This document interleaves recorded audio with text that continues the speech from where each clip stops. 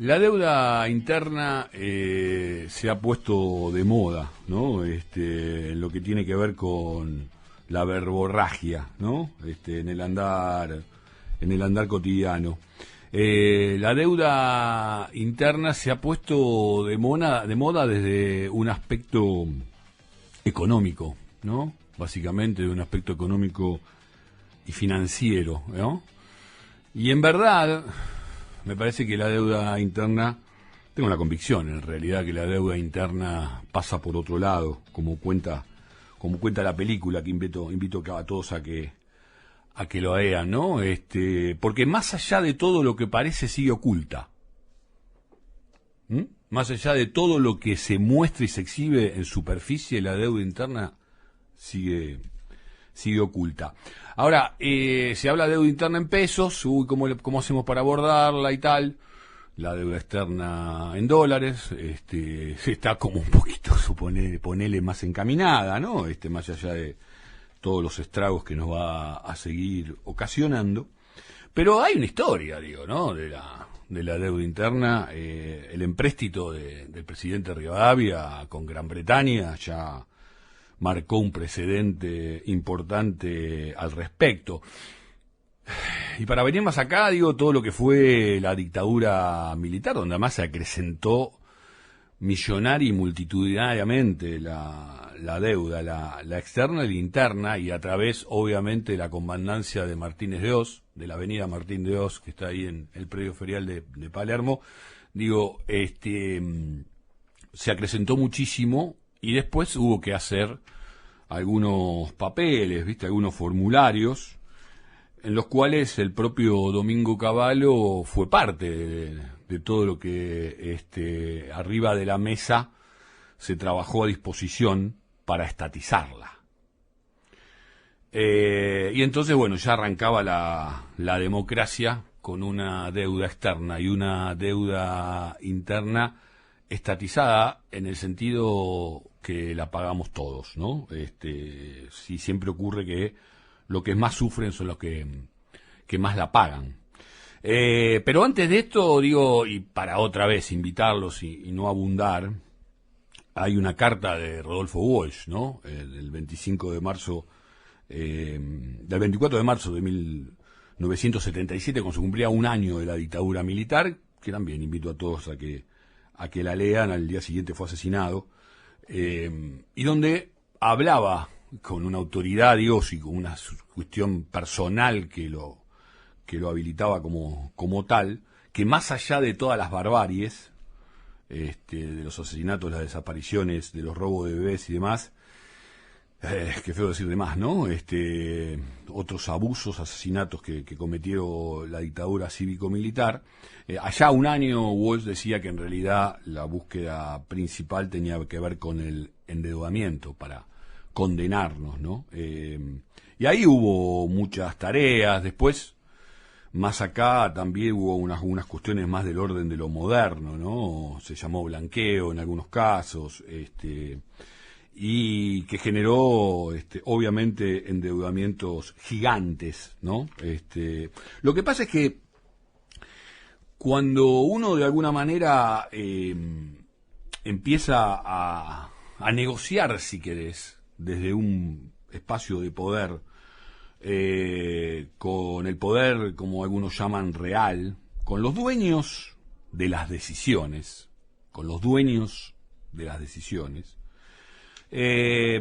a muy poco de andar, y hoy creo que ya debería formar parte de un saber,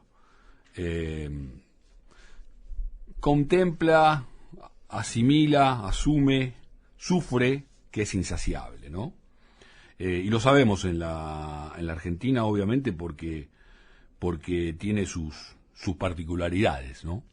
Pero yo hablaba de las fechas también, y decía que hoy es 1 de julio, y hoy se conmemora el fallecimiento de Juan Domingo Perón, el 1 de julio de 1974, ¿no? Ahora, ¿qué es decir? Perón murió. Entiendo que no es lo mismo que Perón está muerto que el peronismo está muerto. Me parece que ahí también hay una cuestión de la obscenidad en lo que te hace al manejo del del lenguaje y de cómo se te quiere normalizar justamente la aplicación de determinadas normas para aparentemente salir de algunos horrores del pasado más cercano incluso también, y no para corregir ni para mejorar aquella impronta, ¿no? Yo a veces digo, podemos coincidir en que queremos una soberanía política, una independencia económica y una justicia social. Si arrancamos desde ahí, bueno, después agreguemos y veamos cómo, de qué manera, pero si arrancamos de ahí los argentinos, incluso Perón decía aquello primero de que para un peronista no hay nada mejor que un peronista y después aquello de que para un argentino no hay nada mejor que un argentino, ¿no? Hoy me parece que tanto una frase como la otra está en discusión permanente. En realidad, el peronismo tiene esto de no discutir, sino reproducirse, ¿no? Es también una frase muy particular y muy propia, ¿no? Del andar del peronismo, que además fue concebido como movimiento y como tal tuvo retrocesos en el ejercicio del poder, en lo que hace a sus fundamentos y en lo que hace a su creación y a su nacimiento, bueno, estructurales, por cierto, esta cuestión de exhibirse como alguien que en realidad viene a marcar un territorio donde prioriza y corporiza estas demandas, pero esto no implica derribar, ¿no?, a aquel que por ahí tiene más posibilidades. No implica derribarla, ¿no? Y justamente por eso se convierte aún más en peligroso, ¿no? Por eso cuando se dice de alguna mente Perón está muerto, pero si Perón está muerto, te dicen, ¿no?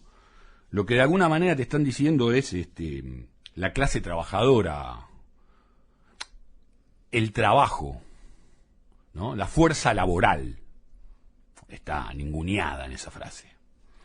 No porque el peronismo sea digamos el edil máximo que puede llegar a tener la reivindicación de los derechos laborales, de los derechos sociales, más unos afincados en el propio Perón y otros más afincados en Eva Duarte, en Evita, o también por esto, pero sí para otra vez, ¿no? Decir, bueno, ¿qué tipo de sociedad queremos construir? ¿Qué tipo de comunidad queremos organizar, ¿no? Fíjate cuán obsceno se ha hecho hoy, y siempre aclaro que digo obsceno y no pornográfico porque respeto a la pornografía, cuánto obsceno se ha hecho hoy cuando uno de los integrantes de la Corte Suprema con papas fritas, ¿no?, el máximo tribunal, ¿no?, de justicia, dice que no necesariamente hay un derecho cuando hay una necesidad. No necesariamente hay un derecho donde hay una necesidad. Ahí es donde te cuentan la verdad de la película.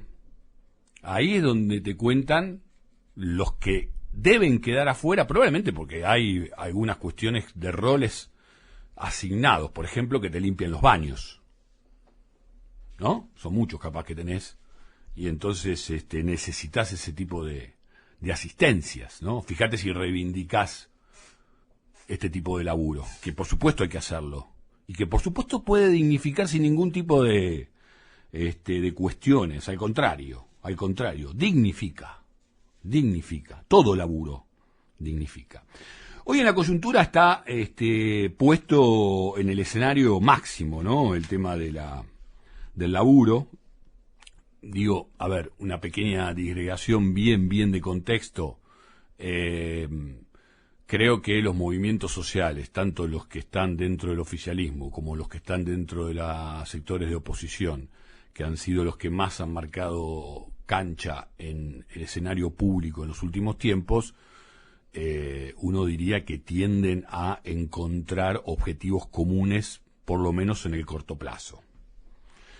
Y mientras tanto, digamos que el ejercicio gremial, ¿no?, que del ejercicio sindical, que del ejercicio de la defensa de los derechos y las conquistas, que Argentina es ejemplo en el mundo al respecto, no solo en la región.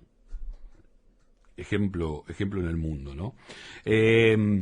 Por eso también de la cultura, el trabajo, bueno, la cultura, ¿viste? A veces la cultura puede tener demasiada buena prensa, porque lo que termina ocurriendo, como en muchas otras cosas, es esto de una cultura impuesta.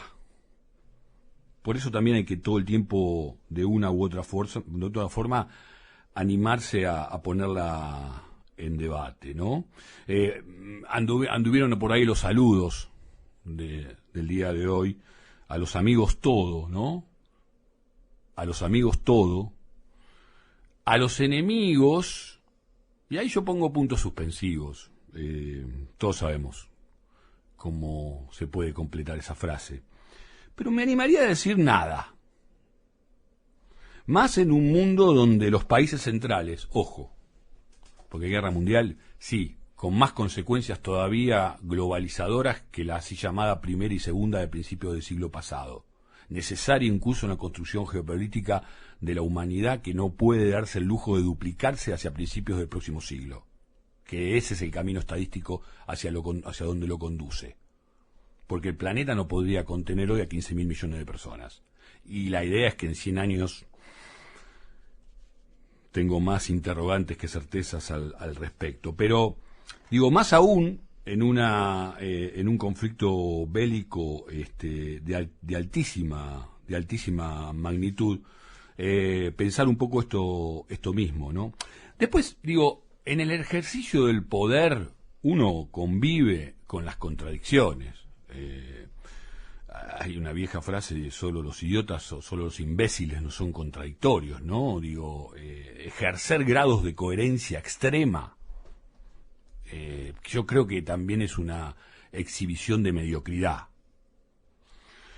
La idea es esta cuestión de andar en movimiento, y fíjate vos, ¿no? Vuelvo, porque toda organización, toda estructura debe moverse. Debe moverse porque todo está en movimiento, si no se quiebra. Si no se quiebra y si no se agrieta, ¿no? Hace crack. Así que en ese sentido también una alerta, ¿no? Donde uno le pide además al Estado que esté en alerta, ¿no? Una alerta máxima. Tanto se ha retrocedido que se habló en algún momento de reconciliaciones como una necesidad. Pero ¿reconciliarte con quién? ¿Perdonar? ¿Olvidar? A ver, creo que el no al indulto, por ejemplo, marcó la cancha con cal ahí, como nos gustan los futboleros, no con el spray, sino con la cal, ¿sí? Y haciendo el agujerito, ¿sí? Marcó el territorio de hasta dónde. El indulto, no. Y quizás hoy por hoy habría que pensarlo no solo en términos políticos, ¿no? Sino también pensarlo en términos sociales, en términos económicos, en términos laborales. Hay otra frase del peronismo que habla con los dirigentes a la cabeza o con la cabeza de los dirigentes, ¿no? Podemos seguir recorriendo todo un ideario de algunas cuestiones que me parece que hoy siguen estando en el debate, en el fuerte debate. Tampoco quiero aburrirlos más con todas estas diatribas. En realidad hay una intención de reflexionar un poco juntos, ¿no? Recuerdo siempre una anécdota con mi tío anarquista, ¿no? Cuando yo, siendo un imberbe, me decía algo así como: todo bien, pibito, pero todo bien con lo que decís, pero no solo por ser trabajador se es buena persona, ¿no? No solo por ser laburante se es buena gente. Me estaba dando una máxima el hombre que obviamente me llevó bastante tiempo terminar de asimilar, ¿no? Pero vuelvo a la deuda interna, porque ¿qué es lo que está por venir? ¿Hay un escenario posible que vayamos de frente a chocar? Goteos de 2001. Hay un programa que hice durante mucho tiempo que se llamaba La Gota y hablaba del tema de los goteos, ¿no? Y de los desbordes del agua, en algún sentido también, y de las perforaciones que realice, cómo busca sus andanzas. No debería ser una andanza posible de este goteo la idea de que se empiecen a generar 2001, ¿no? Ese no debería ser el escenario. Y para eso es que más que nunca necesitamos un estado de alerta, un estado nacional de alerta, un estado nacional y popular, con todo lo que se habla del populismo, para denigrarlo, ¿sí? Un estado en alerta, y el estado también el propio, también el de cada ciudadano. Yo sé que es un laburo inmenso, yo sé que ser argentino es un trabajo extra, pero ¿qué otra cosa queda?